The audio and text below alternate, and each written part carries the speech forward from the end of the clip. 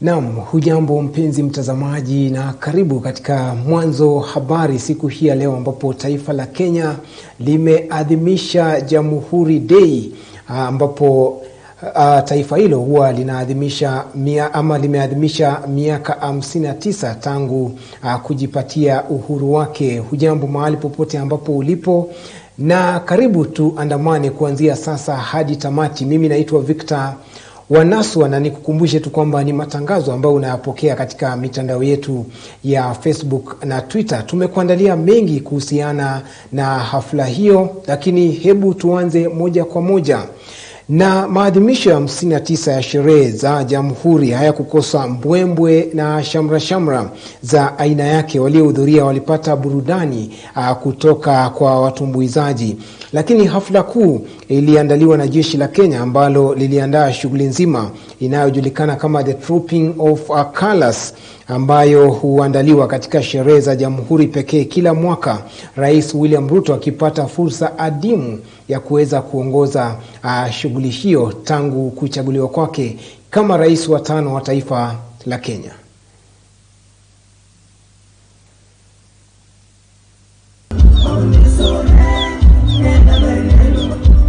Wakenya kutoka matabaka mbalimbali waliminika katika uwanja huu wa Nyayo alfajiri na mapema.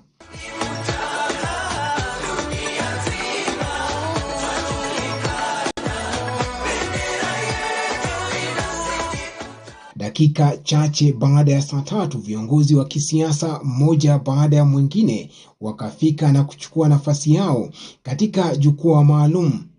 Kwa upande mwingine, gwaride lililojumuisha vitengo vyote vitatu vya majeshi ya Kenya viliingia uwanjani, huku bendi ya mseto ikijiandaa kwa ajili ya kumtumbuiza amiri mkuu wa majeshi.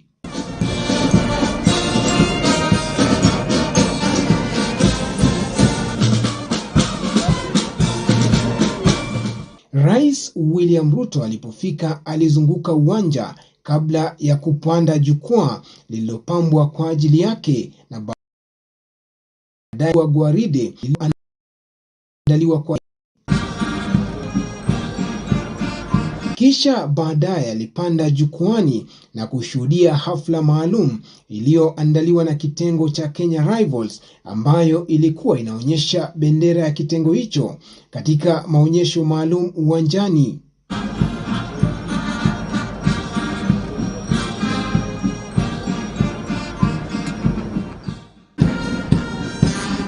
Kwa saa nzima majeshi yalizunguka kwa manjonjo na kuonyesha bendera hiyo. Rais Ruto alipokeza bendera ya rais na ya kijeshi yenye nambari 23 kwa mkuu wa majeshi. Tofauti na mwaka uliopita, ambapo rais mstaafu Uhuru Kenyatta aliongoza hafla hiyo akiwa amevalia sare za kijeshi. Maonyesho ya ndege yaliandaliwa, huku jumbe za heri njema yakipeperushwa kwenye baadhi ya ndege hizo.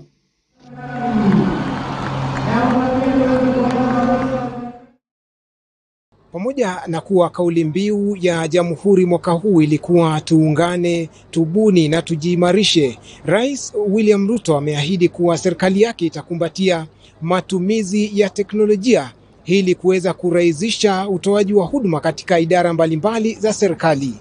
Baadaye baadhi ya waigizaji wanaotengeneza filamu katika mitandao nchini Kenya waliandaa mashindano ya mbio kuashiria nafasi bora ambayo wamepewa na serikali kutekeleza majukumu yao. Hatimaye ikawa zamu ya muungano wa wanamuziki mbalimbali kutoa burudani kwa wageni walioalikwa. Victor Wanaswa, Mwanzo TV.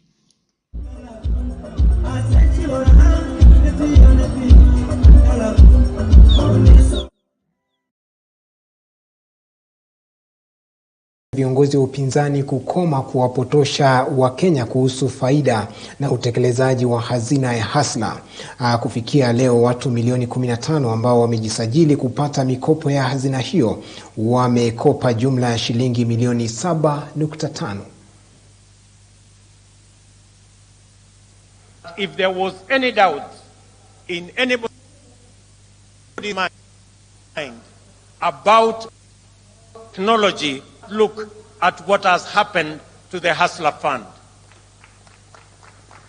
In a record 12 days, today, the Hasla Fund has 15.4 million subscribers. In just 12 days, the Hasla Fund has lent 7.54 billion Kenya shillings to approximately to the 7.4 to the 15 million Kenyans that are on that space. And let me also say that the Hasla Fund has accumulated savings of close to 400 million shillings in just 12 days, well on track to 1 billion shillings in the next few days. It confirms the power of technology. Without committees, without secretariat, that is what the Hasla Fund has achieved. And the good news, and I want to thank the millions of Kenyans who have borrowed on this platform, that today 1.2 billion shillings has already been repaid by Kenyans who borrowed on this platform. And it is clear that two things have come around because of what you have seen on the Hasla Fund. Number one, it has provided a platform for millions of Kenyans who have been looking for an opportunity to save. And number two, the Kenyans borrowing on this platform, they have not been derailed by the rhetoric of those who are against the Hasla Fund. Let me say for the record and ask fellow leaders, my good friends, you are borrowing your mortgage at 3%. You have the capacity to borrow from your bank at 14%. Why do you want to derail the hustlers who today are suffering from shylocks and from predatory lenders, and they are being charged 360%? And you're telling them not to pay money given to them at 8% so that they can go back and pay at 360%. Be humane, be kind, please allow the people borrowing on the Hasla Fund to also enjoy low interest rates the way you and your families are enjoying.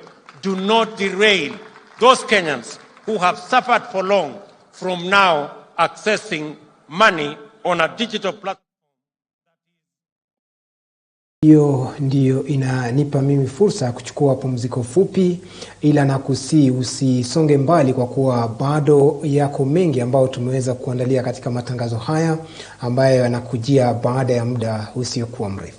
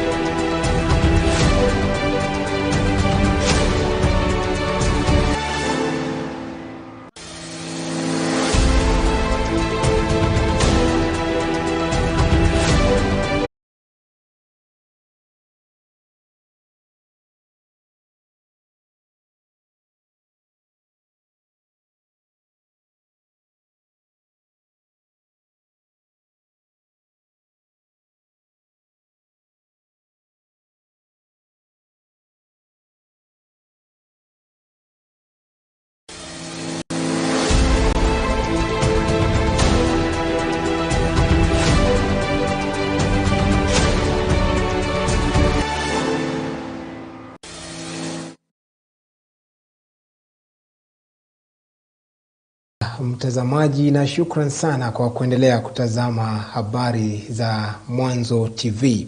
Na serikali itatumia mbinu tatu kushusha bei ya vyakula nchini. Rais Ruto ameelezea kuwa mikakati inayowekwa na serikali ikiwa ni pamoja na kuangazia pembejeo na vyakula kutoka mataifa ya nje na kujenga mabwawa zaidi zitachangia kukuza chakula cha kutosha.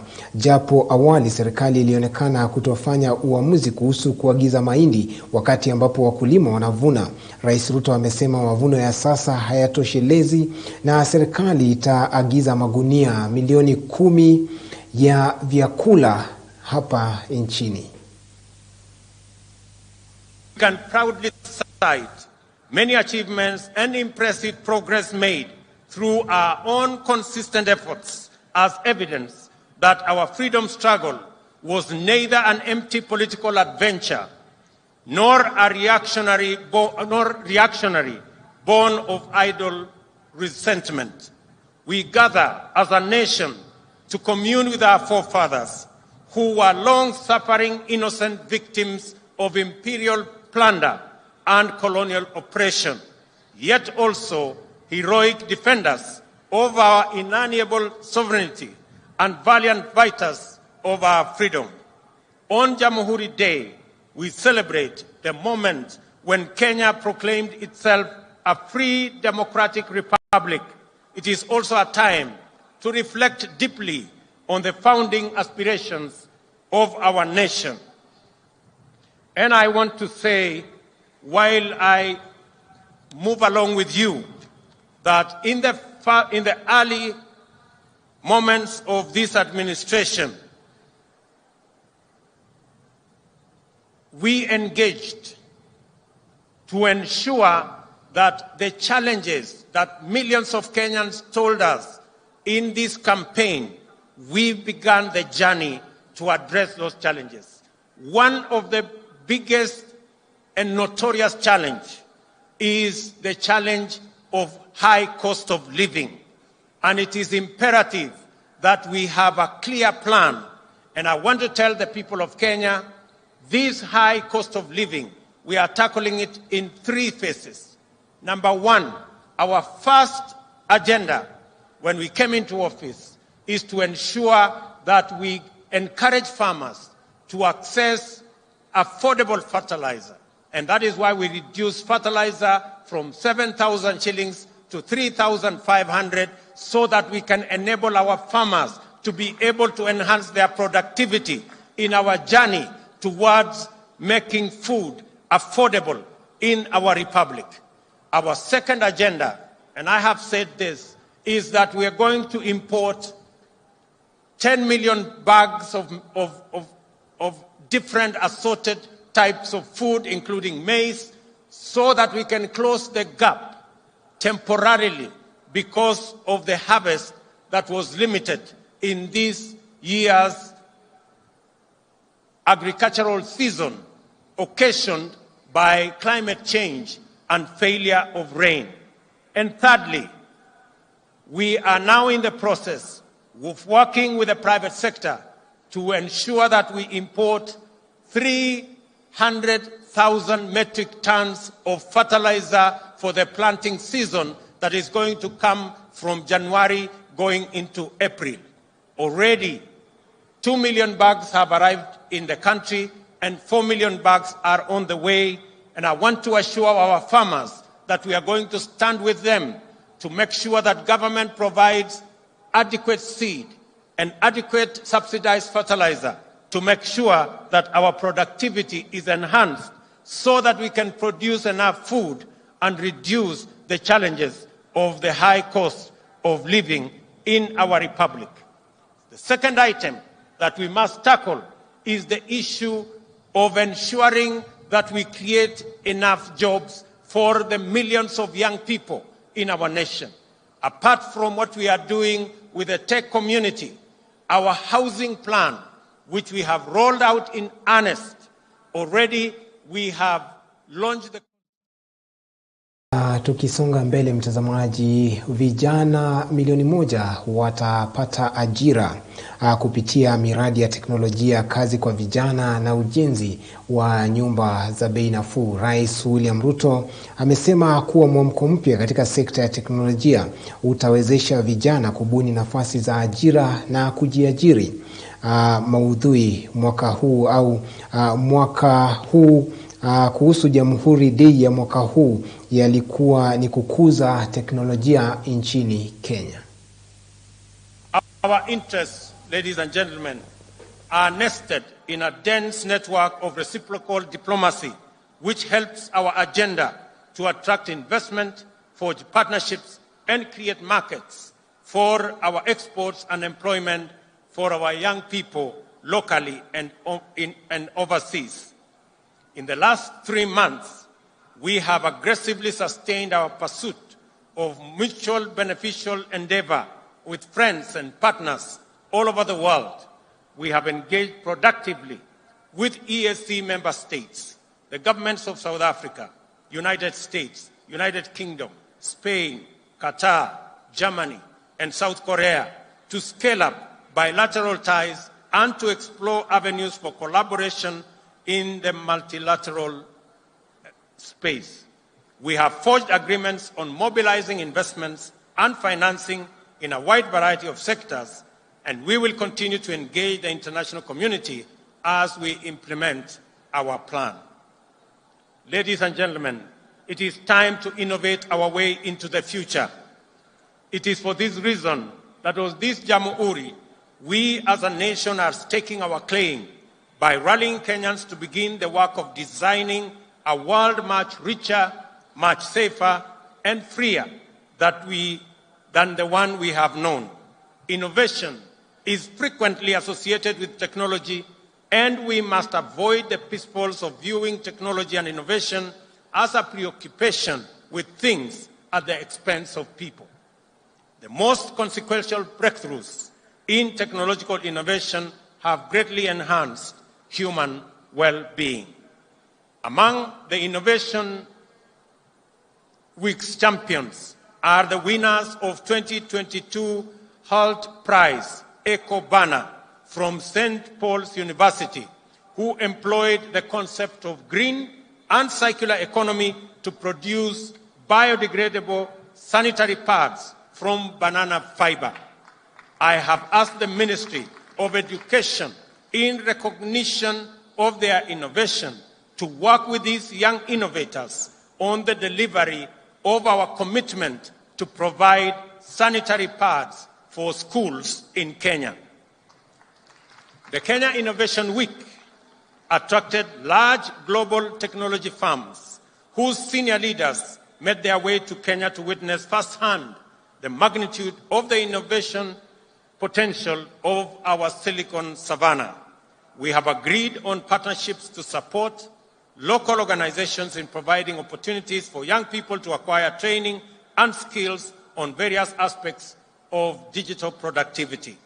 We are also exploring ways of making the benefits of monetization of online activity available to Kenyan content creators on more platforms. I have spoken directly to Meta, the parent company of Facebook, WhatsApp, and Instagram, to monetize content for our digital entrepreneurs that will exponentially multiply their incomes and create employment opportunities for others. I am impressed and encouraged by the power of monetization and remote jobs. This is the way to the future. And I was asking myself, if I was not a state officer, I wonder what the content of my small Facebook page with 2.3 million followers would earn for me daily. As we have witnessed today from the performances that have given us thrilling entertainment, our creative sector is ready with thousands of highly talented and promising young people waiting to seize opportunities to stream high-quality content for monetization. My administration, in that context, will work with all our tech community to ensure that we actualize the monetization that will ensure that these young people get royalties and money for what they are doing in the tech space. On sports, my administration recognizes sports and the arts as a major industry that can employ millions of our youth and help grow our economy. This is why we have moved with speed to get our football back, to protect Kenya's proud athletes' pedigree from doping, and to streamline collection and distribution of royalties from our artists. Through the revolutionary Talanta Hela plan, we will rebuild and monetize our sports and creative industry. As part of this plan, I will champion a grassroots football development program that will see national government work with county governments to invest. Tofauti na katika uwanja wa Nyayo ambapo Wakenya walijaa hadi bomoni, Wakenya katika kaunti mbalimbali walijitokeza kwa idadi ndogo kuadhimisha miaka 59 tangu taifa la Kenya kujipatia uhuru. Kumbuka ni maadhimisho ambayo yaliweza kuongozwa na magavana katika kaunti zote 47 nchini Kenya.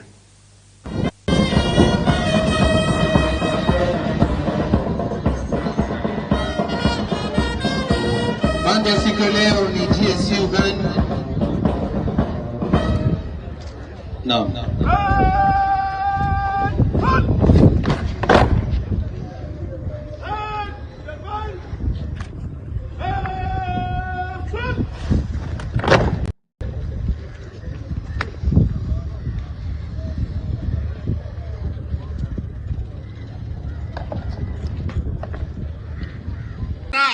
Akoreraba abusirega asi bondo minto hotugeke anyanye etole magega ya utato mbuyamano waragereiri oyo komoire kiara eturagere timuno mu machoge chache na burabu pongezi na e county eche ga gucha. Thank you. Ekera agajite marani ikaewe level 5 level 4 ikagajiri 100% capacity.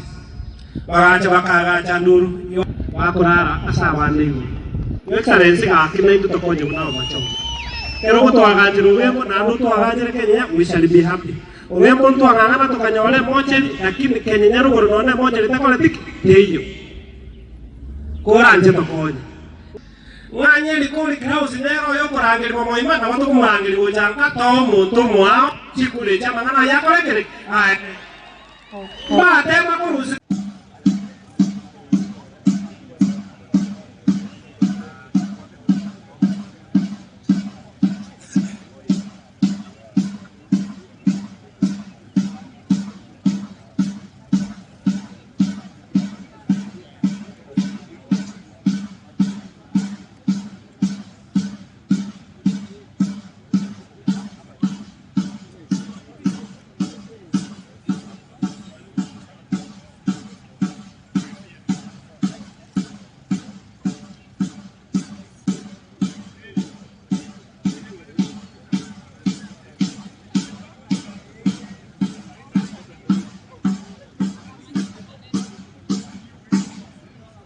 Wanajulikana kama Marimba Traditional Dancers, na tunashukuru kwamba baraka tele hapa Mbwembwe Stadium. Tunashukuru gavana pamoja na wageni wako wote kufika hapa, kumekuwa na baraka na tumeweza kupata baraka ya mfumo.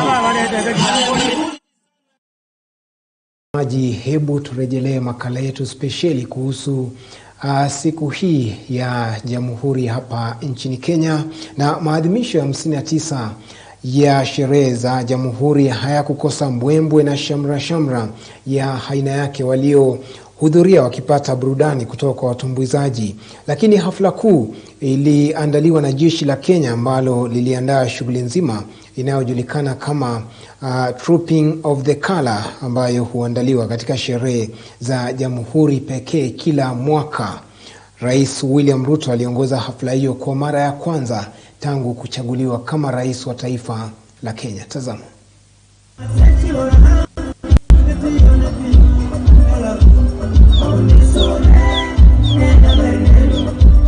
Wakenya kutoka matabaka mbalimbali walimiminika katika uwanja huu wa Nyayo alfajiri na mapema.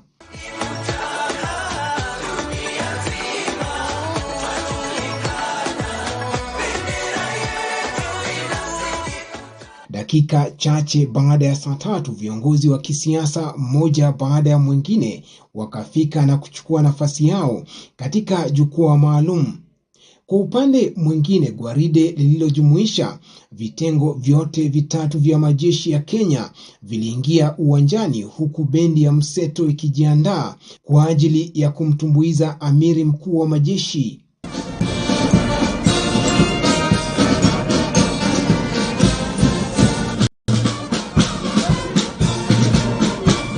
Rais William Ruto alipofika alizunguka uwanja kabla ya kupanda jukwaa lililopambwa kwa ajili yake na baadaye kukagua gwaride lililoandaliwa kwa heshima yake. Kisha baadaye alipanda jukwani na kushuhudia hafla maalum iliyoandaliwa na kitengo cha Kenya Rivals, ambayo ilikuwa inaonyesha bendera ya kitengo hicho katika maonyesho maalum uwanjani.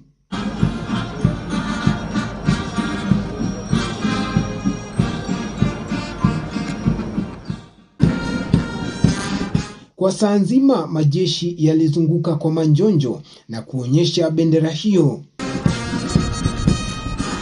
Rais Ruto alipokeza bendera ya rais na ya kijeshi yenye nambari 23 kwa mkuu wa majeshi. Tofauti na mwaka uliopita ambapo rais mstaafu Uhuru Kenyatta aliongoza hafla hiyo akiwa amevalia sare za kijeshi. Maonyesho ya ndege yaliandaliwa huku jumbe za heri njema yakipeperushwa kwenye baadhi ya ndege hizo.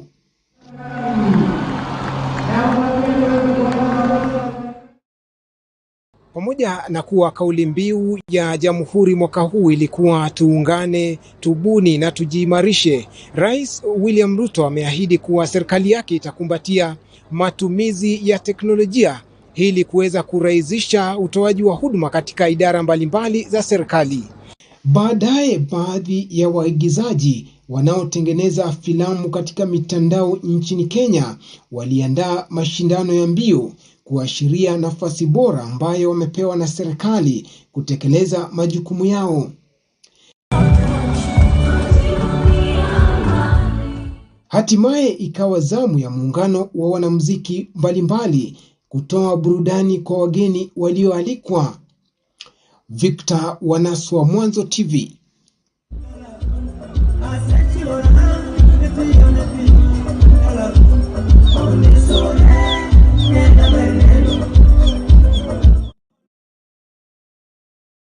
Taarifa hiyo ndiyo inatufungia taarifa za Mwanzo Habari kwa usiku wa leo. Kwa niaba ya wote ambao wamefanikisha kwa njia moja au nyingine, kuanzia kwa maripota, wahariri na pia wapiga picha, mimi natoa shukrani zangu za dhati kwa kutenga muda wako kutazama taarifa zetu za Mwanzo Habari siku hii ya leo.